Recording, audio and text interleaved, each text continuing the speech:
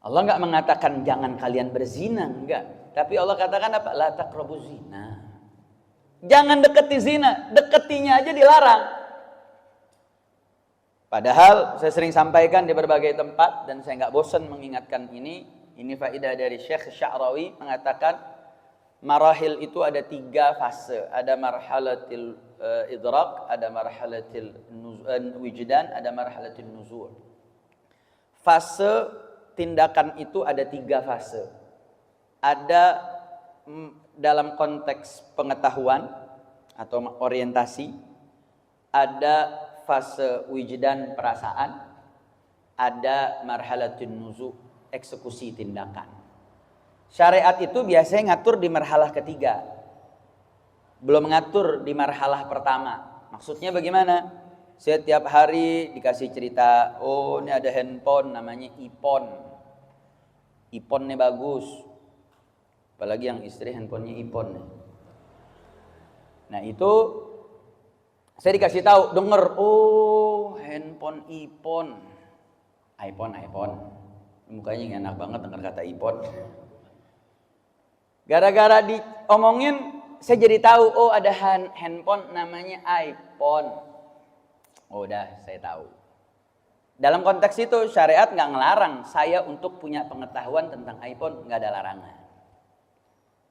Gara-gara tiap hari diceritain, gara-gara tahu diceritain mulu. Yang tadinya nggak kepengen jadi pengen, yang tadinya nggak suka jadi suka.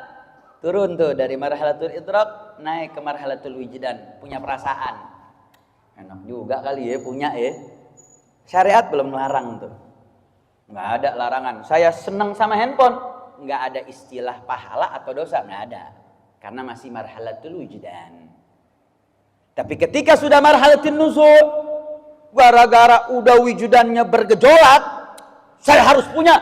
Maka ketika saya pengen punya, di situ syariat baru ngatur. Oh, kalau punyanya kau jual beli, memenuhi syarat rukun, syarat rukunnya terpenuhi, jual belinya sah, maka sah itu perpindahan. Kau belikan saman nilai, kau dapat barang, jual belinya sah, syariat ngatur. Karena sudah masuk marhalatul nuzul. Oh, kalau saya mau memilikinya nyolong, ada tindakan haram, nggak boleh nyolong. Syariat baru ngatur tuh. Tingkatan idrak nggak ada larangan. Tingkatan wijdan perasaan belum ada aturan. Tapi ketika marhalatul nuzul, kau mau punya beli halal, nyolong haram, ada aturan syariatnya saudara. Itu kalau urusan konteks muamalat. Tapi urusan laki perempuan enggak. Allah atur dari orientasi. Allah atur dari marhatul idrak. Apa yang Allah larang? Apa Allah larang? La tazni, la taznu? Enggak. Karena zina itu marhalatul nuzul. Zina itu udah eksekusi. Tapi Allah atur dari marhatul idrak. Ghuddu absarakum, tundukkan pandanganmu. Tundukkan pandangan apa? Ya jangan ngelihat. Maksudnya apa? Biar nggak ada nyampe marhalatul idrak. Marhalatul idraknya jangan sampai, karena laki perempuan. Kenapa kok diaturnya Allah dengan kalimat la taqrabuz zina, jangan mendekati zina, tundukkan pandangan? Karena proses dalam urusan laki perempuan, urusan dalam urusan biologis, perpindahan dari marhalatul idrak ke wijdan menuju nuzul, itu prosesnya sangat cepat. Makanya Allah bukan melarang pemenuhan hak biologis, enggak. Tapi Allah atur, kau boleh memenuhinya dengan cara yang diatur oleh Allah Subhanahu wa ta'ala. Berarti saya mau tanya, karena Allah yang ciptakan kita, Allah tahu, oh nih kau jangan main-main nih urusan laki perempuan. Karena Allah sayang sama kita, Allah atur dari ghaddul basar. Allah atur jangan mendekati zina. Muqaddimah zinahnya saja sudah dilarang oleh Allah Subhanahu wa taala. Berarti saya mau tanya, aturan Allah indah tidak? Aturan Allah bagus tidak? Bagus. Makanya Allah ngatur, oh nggak boleh kau berzina. Manusia namanya juga manusia Limadza sumiyal insan insana likasratin nisyan. Banyak lupanya, banyak ngeyelnya, banyak sok taunya. Biarin. Yang penting kan suka sama suka. Sekarang kan ada FWB, Friend with Benefit katanya. Jadi nggak ada masalah. Akhirnya apa yang terjadi saudara? Ini Dokter Inong mengatakan bahwa saat ini Anda bayangkan Indonesia ini nggak ada tuh kebolehan operasi ganti kelamin, nggak ada. Thailand itu legal, tapi sekarang tingkat pengidap HIV/AIDS di Indonesia saat ini sangat-sangat tinggi, melebihi yang terjadi di Thailand. Bahkan saat ini tingkat kematian perempuan tertinggi itu kanker serviks. Dugaannya gara-gara apa? Gara-gara suaminya banyak jajan. Dia zina, bahkan zinanya ada beberapa orang dia cuma sekali. Sekali berzina kena AIDS sudah. Sekali berzina kena penyakit kelamin itu didata sampai ada 23 penyakit kelamin. Dari gonorenya, dari raja singanya, dari HIV/AIDS-nya, serviksnya, ragam macam-macam. Sehingga apa yang terjadi?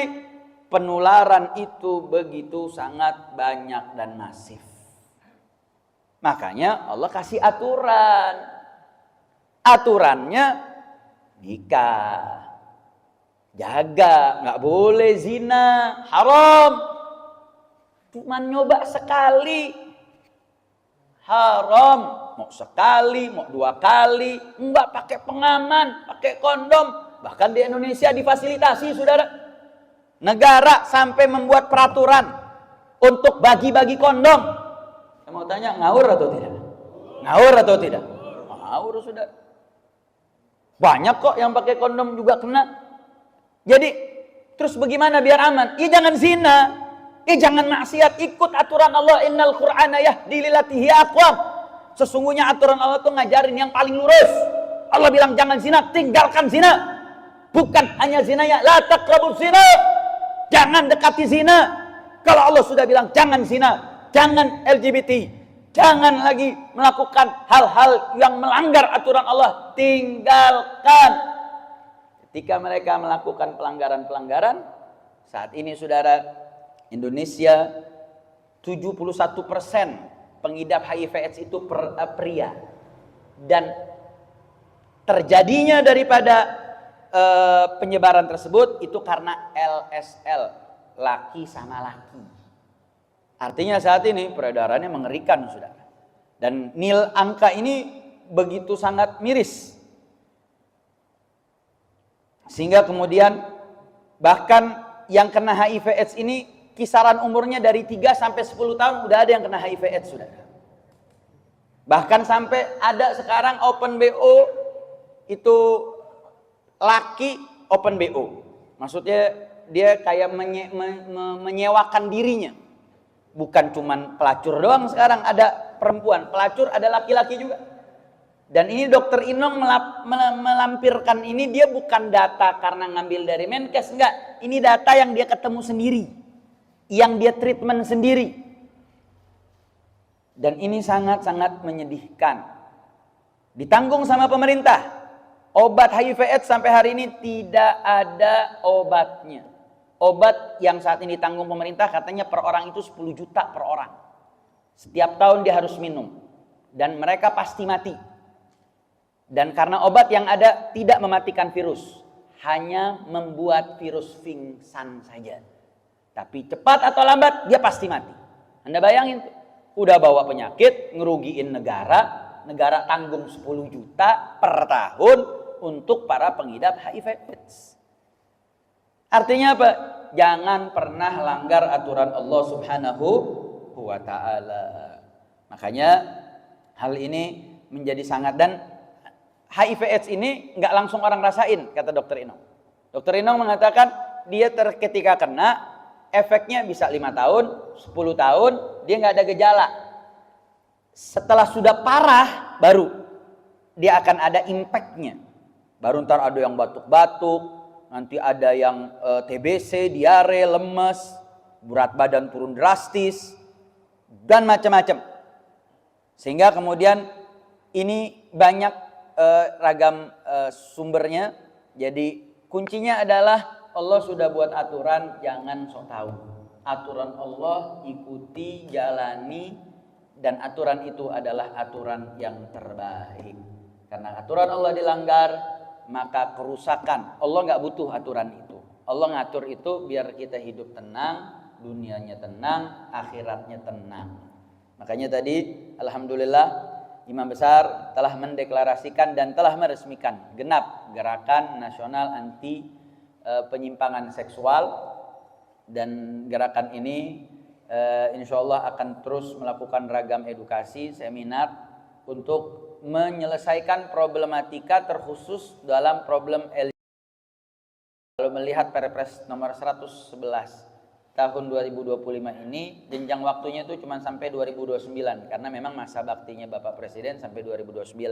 Kita nggak tahu presiden yang akan datang apakah akan melakukan Perpres yang sama, sehingga kita ada rentang waktu yang harus dimaksimalkan. Maka saat ini para pimpinan sedang menggodok